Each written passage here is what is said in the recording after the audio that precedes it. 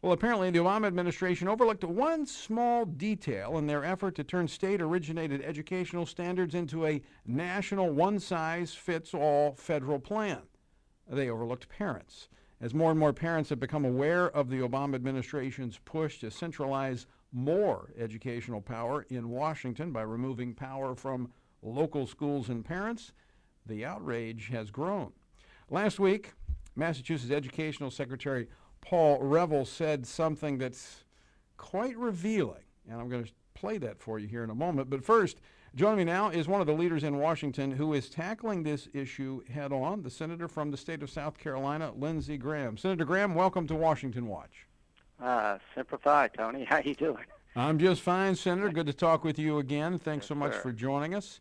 Let's talk about your resolution that you introduced earlier today that essentially is checking the power of the president to entice states and force them into this Common Core curriculum.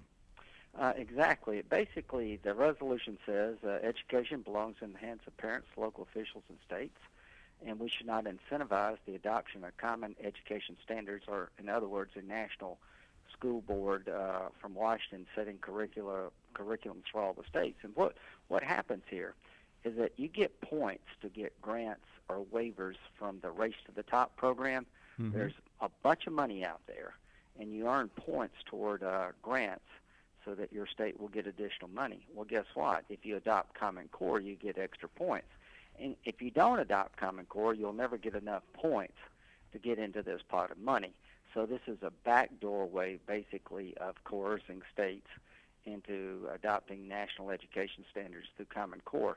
And if the state of South Carolina likes Common Core, great. That's up to them. But the one thing I will not sit back and let happen without a fight is for the federal government to basically bribe or coerce states into adopting a Common Core curriculum.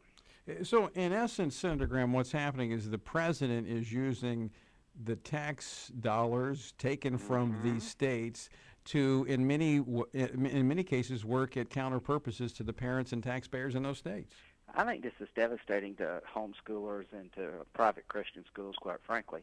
But what you're doing here is through the point system. To get money from the Race to the Top, you have to have a certain amount of points. Well, those who sign up for Common Core, they get extra points. Those who don't are going to be left behind. So, like Obama, it's one-off. You got to listen to everything he says. This is a backdoor way, basically, to use federal government dollars to herd people into a national education curriculum. And this resolution pushes back, and it says no longer should these points be awarded if you sign up for Common Core.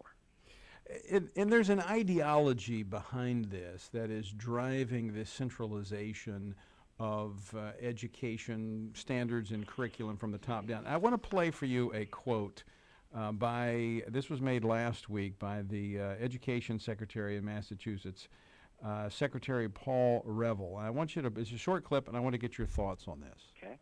Why should some towns or cities in states have no standards or low standards, and others have extremely high standards, when the children belong to all of us and would move? Now, that's the ultimate. It takes a village to raise a child. You took the words out of my mouth. I mean, well, a different they think year. This way. Obamacare is built on this proposition. The entire stimulus package, everything Obama's done, is built on the proposition of what the gentleman just said. Why should individuals be able to buy different policies? Why should you have choice in terms of purchasing insurance? Because some people may not be able to make the best choice. So let's dumb it down and write insurance policies at the national level where one size fits all. Same for education. You really don't have any trust in the individual parents in education or individual consumers in healthcare, and that's what we're fighting here. You know, I've never gotten an answer to this question because every time it comes up, it takes a village mentality. All the children belong to us. Where were they when I was changing diapers? You know, where were they when your kid was sick at night?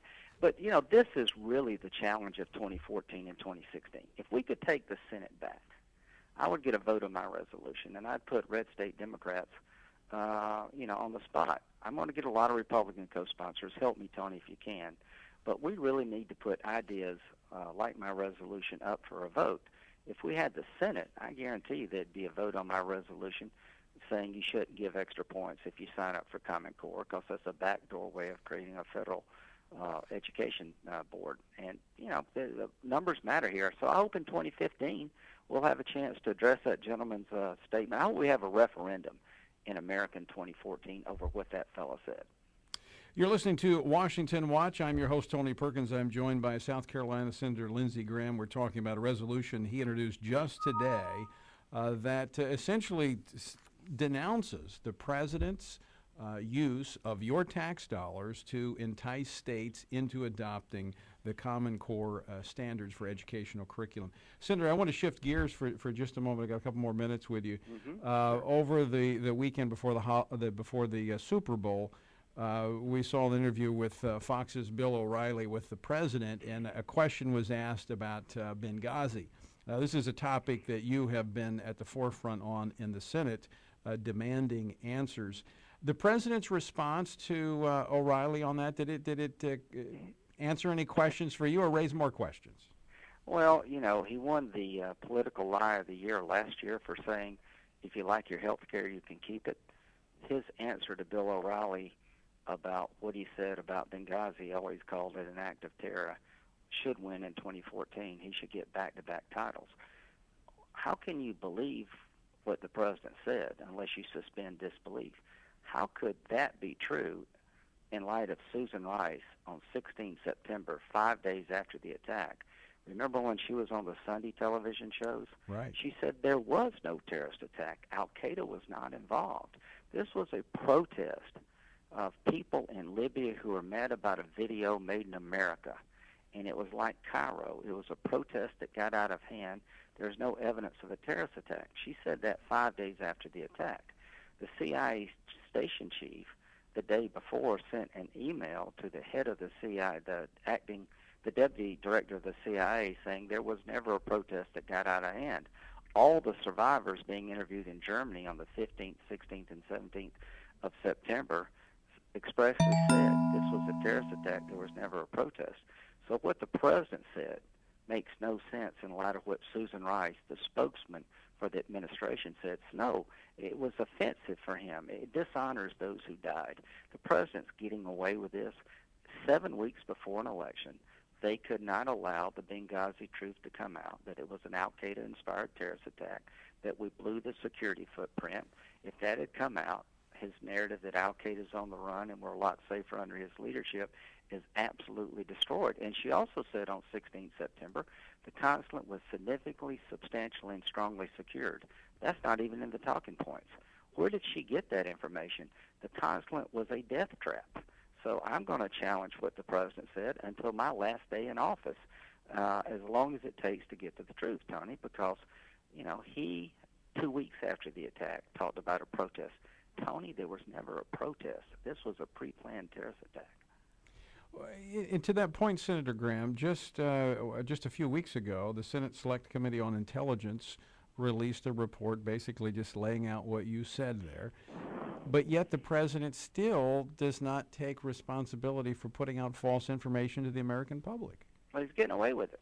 I mean, the American media has just basically laid down on this issue. Thank God for Fox and CBS at times. But can you imagine if Bush had 2 weeks after the attack was talking about a protest that never existed, went to the United Nations and talked about a video? The number two at the CIA had an email on the 15th of September from the person in charge of the CIA in Libya saying there was never a protest that escalated. Stop saying this. And he went along with the idea of changing the talking points to suggest a protest. And he's now working for a company where the head of the company used to be a Hillary Clinton advisor. So there's a lot going on here. And Susan Rice said the reason Hillary Clinton didn't address the nation on 16 September, 5 days after the attack, is that she had had a bad week. She was too tired and she was too upset. She was too distraught. Well, if that's true, she's clearly not qualified to be president of the United States. Good point, Senator. Very good point. Is there any hope that we may hold this administration accountable for acts like this? Yeah, I think I finally talked to my first survivor, and we learned they renewed the lease on the consulate in July. So the idea that we're going to close it in December makes no sense because they renewed their release for a year. More and more people are coming forward. I think we're going to find that the White House manipulated the intelligence on Saturday before her show on Sunday. On 15 September, they had a meeting in the White House with a group of deputies, and that's when the story went from a terrorist attack to a protest, because the protest story, the administration has a lot less culpability. The terrorist attack destroys the narrative Obama was telling the nation 7 weeks before the election. We'll eventually get to the truth. Senator Graham, thanks so much for being with us, and thank you for pushing for that truth and not letting up. Thank you, Tony, and get people to sign up on my resolution. I certainly will. Thanks so much, Senator. We'll talk to you soon.